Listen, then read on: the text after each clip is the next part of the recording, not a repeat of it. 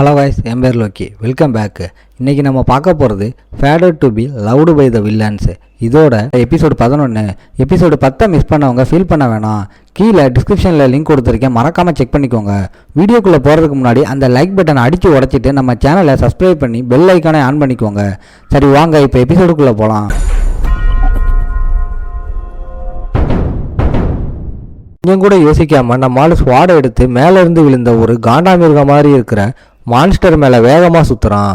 நம்ம ஆள் அடித்த அந்த அடியில் ஒரு லைட் பிளேடு மாதிரி ஒன்று ஃபார்ம் ஆகி அந்த பெரிய மான்ஸ்டரோட தலையை ஒரே போடா வெட்டி சாச்சிடுச்சு. இதை பார்த்ததும் அப்சர்வேஷன் ரூமில் இருந்த ப்ரொஃபஸர் கான்ட்ராக்டால் சும்மா இருக்க முடியாமல், எனக்கு அப்போவே தெரியும், இதை தான் நான் இவ்வளோ நாளாக தேடிக்கிட்டு இருந்தேன். ஆத்தியா ஃபர்ன்னு கத்துறாரு. அவர் கத்துன சத்தத்தில் ஃபர் பயந்து குடிச்ச டீயை அப்படியே துப்பிடுறா. அந்த டிசைன் டிபார்ட்மெண்ட் பையன் கண்ணெல்லாம் விரிய ஷாக் ஆகி பார்க்குறான். அதே டைமில் நம்ம ஆளோட பவரை பார்த்து எலிஜாவுக்கு இருந்த பயமெல்லாம் போய் ரிலாக்ஸ் ஆகுறா. இதோட இந்த எபிசோடு முடியுது. எபிசோட ஸ்டார்டிங்லேயே எலிஜா நம்ம ஹீரோவால் இதை பண்ண முடியும்னு நினைக்கிறா. ப்ரொஃபஸர் ஃபர் வேகமாக ஸ்க்ரீன் கிட்ட போகிறா.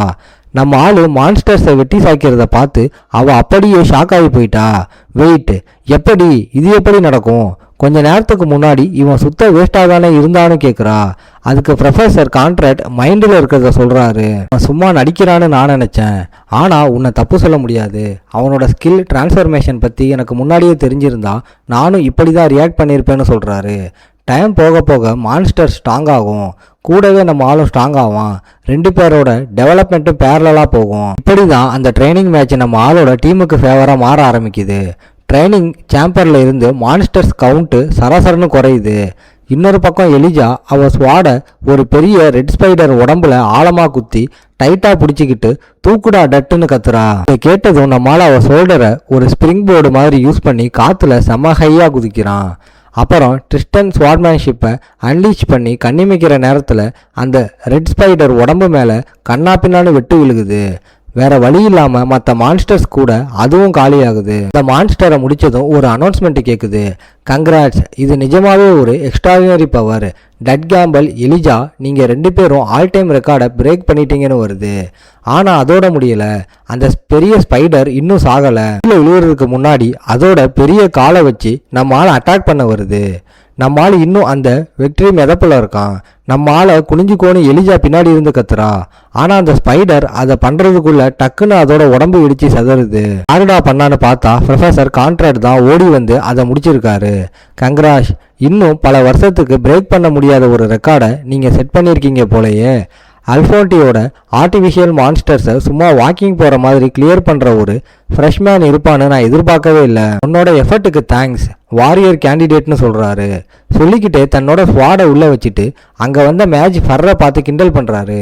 நான் ஜெயிச்சிட்டா ஃபர், அதை என்ஜாய் பண்ணுன்னு சொல்கிறாரு. அதுக்கு ஃபர் கடுப்பாக ரிப்ளை பண்ணுறா. அப்புறம் முன்னாடி பேசின மாதிரி ரெண்டு பேருக்கும் ப்ரொஃபஸர்ஸ் கிட்ட இருந்து ரிவார்ட்ஸ் கிடைக்குது. என்னோட கையில் இருந்த பேப்பரை பார்த்து எலிஜா அப்படியே ஷாக் ஆகி சைடு வேர்ஹவுஸ்ல இருந்து ஒரு ஐட்டம் ரெண்ட்டுக்கு எடுக்க பர்மிஷனா? அது மட்டும் இல்லாமல் மேஜிக் டிபார்ட்மெண்ட் ஹெட்டு கிட்ட இருந்து எந்த ஃபேவர் வேணும்னாலும் கேட்குற ரைட்ஸா? இது செம்ம அமேசிங்னு சொல்கிறா. பக்கத்தில் இருந்த நம்ம ஆள் அந்த பேப்பரை பார்த்துட்டு இது சாதாரண ஃப்ரெஷ்மேன்ஸ்க்கெல்லாம் கிடைக்காது, நமக்கு ஒரே ரிவார்டு தானான்னு கேட்குறான். இதெல்லாம் செலிப்ரேட் பண்ணதுக்கு அப்புறம் எலிஜாவுக்கு ஒரு கியூரியாசிட்டி வந்து நம்ம ஆளுக்கிட்ட கேட்குறா. ஏய் டட், நான் உன்னை நோட்டீஸ் பண்ணேன், எப்படி உன்னால் எப்போவுமே இவ்வளோ கூலாக இருக்க முடியுது? என்ன நடந்தாலும் அது முன்னாடியே தெரிஞ்ச மாதிரி இல்லை, நீயே பிளான் பண்ண மாதிரி நடந்துக்கிறியே, உன் பிஹேவியர் எனக்கு அப்படி தான் தோணுதுன்னு சொல்கிறான். அதை சொல்லிக்கிட்டே எலிஜா சிரிச்சுக்கிட்டே அவளோட கையை முன்னாடி நீட்டுறா. ஏய் பசங்களா, ஃப்ரெண்ட்ஸ் கூட இதை பண்ணுவீங்கள, நான் அந்த பெஸ்ட் ஃபார்மை சொல்கிறேன்னு கேட்குறா. இதை பார்த்ததும் நம்ம ஆள் பெருமூச்சு விடுறான். சரி நீ என்ன வேணாலும் சொல்லிக்கோன்னு நினச்சிக்கிட்டு எலிஜா கூட பெஸ்ட் பம்ப் பண்ணுறான். அதோட நம்ம ஆள் மேலே எலிஜாவுக்கு இருந்த கியூரியாசிட்டி லெவல் 5க்கு ஏறுது. கிட்டத்தட்ட ட்ரஸ்ட் லெவல்னே சொல்லலாம். நாளைக்கு பார்க்கலாம் டட்னு எலிஜா செம்ம எக்ஸைட்மெண்ட்டோட சொல்லிட்டு ஓடிடுறா. நம்மளால் அவள் போகிறதே பார்த்துட்டு தலையாட்டுறான். இவன் ஃப்ரெண்ட்லியாக இருக்காளா இல்லை ஸ்ட்ரேஞ்சாக இருக்காளான்னு நம்மளுக்கே தெரியலை. அப்போ ஒரு வாய்ஸ் சடன்லி நம்ம ஆள் பின்னாடி இருந்து கேட்குது. அப்படியான ஒரு வாய்ஸ். இதை கேட்டதும் நம்ம ஆள் திரும்பி பார்த்து ஷாக் ஆகி கத்துறான். ஸ்டூடெண்ட் கவுன்சில் பிரசிடென்ட் நம்ம ஆளுக்கு முன்னாடி இருந்த எல்னோர். நம்ம ஆள் ஷாக் ஆனதை கண்டுக்காம நேரா உனக்கு என்ன பிடிச்சிருக்கான்னு கேட்குறா. இந்த கேள்வியை கேட்டது நம்ம ஆளுக்கு வேர்த்து ஊத்துது. நம்ம ஆளுக்கு இருந்த ஒரே ஆறுதல் எந்த ரெட் அலர்ட்டும் வரலங்கிறது தான். நம்ம ஆளோட டெஸ்பரேட்லி ஆக்டிவேட் ஆகலை. அவளுக்கு வேற எந்த தப்பான இன்டென்ஷனும் இல்லை போல. வெயிட் பண்ணு, நான் அவள் பாய் ஃப்ரெண்ட் இல்லையேன்னு நினைக்கிறான். நம்ம ஆள் பதில் சொல்லாததால் எல்னோர் மறுபடியும் கேட்குறா. நான் இன்னொரு வாட்டி கேட்குறேன், உனக்கு என்ன பிடிச்சிருக்கான்னு கேட்குறா. இந்த ரெண்டாவது கேள்வியை கேட்டதும் சிஸ்டம் உஷாராகி வார்னிங் கொடுக்குது. Danger detected, danger detected. இந்த அலர்ட்டை பார்த்ததும் நம்ம ஆளுக்கு முதுகில் வேர்த்து ஷர்ட்டே நனைஞ்சிருச்சு. நம்ம எஸ்கேப் ஆக ஏதாவது ஒன்றை சொல்லியே ஆகணும்னு டக்குன்னு யோசிச்சு ஒரு பொய்யை தூக்கி போடுறான் நம்ம ஆளு. ஸ்டூடெண்ட் கவுன்சில் பிரசிடென்ட், நான் எலிஜா கூட ட்ரைனிங் பண்ணாலும் நான் உங்களை மீட் பண்ணணும் தான் நினைக்கிறேன்னு சொல்கிறான். நம்ம ஆளு சொன்னதை கேட்ட அந்த ஃபீமேல் வில்லி அப்படியே ஸ்டன் ஆகி நிற்கிறா. நம்ம ஆளு சொல்லி முடிச்சதும் அவனுக்குள்ளேயே திட்டிக்கிறான். ஏடா பண்ணிக்கிட்டு இருக்க டட், நிஜமாவே இதை நம்புற மாதிரி இருக்கா, முட்டாள்னு நினைக்கிறான். ஆனால் எல்லோரும் இதை ஏதோ தப்பா புரிஞ்சுக்கிட்டு லேசா சிரிக்கிறா. ஓ, அப்போ இவ்வளோ நேரம் என்னை மிஸ் பண்ணன்னு சொல்றியான்னு கேட்குறா. இதை கேட்டதும் நம்ம ஆளு வேற வழியே இல்லாமல் கோழி கொத்துற மாதிரி வேகமாக தலையாட்டி நடிக்கிறான். ஆமாம், அதே தான்னு சொல்கிறான். ஏன்னு எல்னோர் செம்ம டவுட்டாக கேட்குறா. மாலுக்கு ஷாக் ஆகி போயிடுது. அவளை அவாய்ட் பண்ணணும்னு தான் நினைக்கிறான். அவளை உருகி உருகி லவ் பண்ணலை. அதை எப்படி இவளுக்கு எக்ஸ்பிளைன் பண்ணுறது? நம்ம ஆள் பதில் சொல்ல முடியாமல் அப்படியே திக்கி திணறான். அப்போ ஏதோ ஞாபகம் வந்த மாதிரி எல்னோர், சரி விடு, ஒருவேளை இது அந்த மாதிரி ஒரு ஃப்ரெண்ட்ஷிப்பாக இருக்கலாம். எனக்கு புரியுது, அந்த ஷிப்பில் உன்னை நான் காப்பாற்றினதால தானா, அந்த ப்ரியாரிட்டி லிஸ்ட்டில் மட்டும் ஞாபகம் வச்சுக்கோன்னு சொல்கிறா. நம்ம ஆள் ஃபேஸ் அப்படியே குகைக்குள்ளேருந்து வந்தவ மாதிரி முழி பிதுங்கி நிற்கிது. எந்த லிஸ்ட்டை பற்றி பேசுகிறா இவ? இங்கே என்னதான் நடக்குதுன்னு தனக்குள்ளேயே புலம்புறான். ஆனால் நம்மளால ஏதோ யோசிக்கிறதுக்குள்ள எலிஜா அவன்கிட்ட ஒரு இன்விடேஷனை கொடுத்து, அதை பற்றி நீ கவலைப்படாத, இதை உனக்கு கொடுக்க தான் வந்தேன்னு சொல்கிறா. அந்த லெட்டரை பார்த்ததும் நம்ம ஆளுக்கு லைட்டாக பயம் வந்துடுது. இது லவ் லெட்டரா இல்லை சேலஞ்சா, என்னடா இதுன்னு குழம்புறான். ஒரிஜினல் ஸ்டோரியில் இப்படி ஒரு சீனே நடக்கவே இல்லையே. நம்ம ஆள் இப்படி யோசிக்கிறது தெரியாமல் எல்னோர் கொஞ்சம் வெக்கப்பட்டு கண்ணை திருப்பிக்கிட்டு, நாளைக்கு இதை உன்கிட்ட கொடுக்கலாம்னு இருந்தேன், ஆனால் நீ தனியாக இருக்கும்போது மட்டும் ஓப்பன் பண்ணுன்னு சொல்கிறா.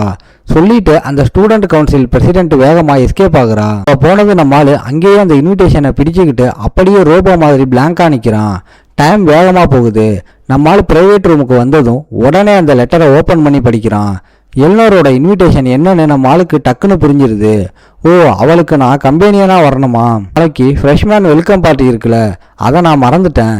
அவளுக்கு கம்பெனியனாக போகிறதுலாம் ஒரு பெரிய விஷயமே இல்லை. அந்த பார்ட்டியில் அவள் கூட கொஞ்சம் டைம் ஸ்பெண்ட் பண்ணணும், அவ்வளோதான்.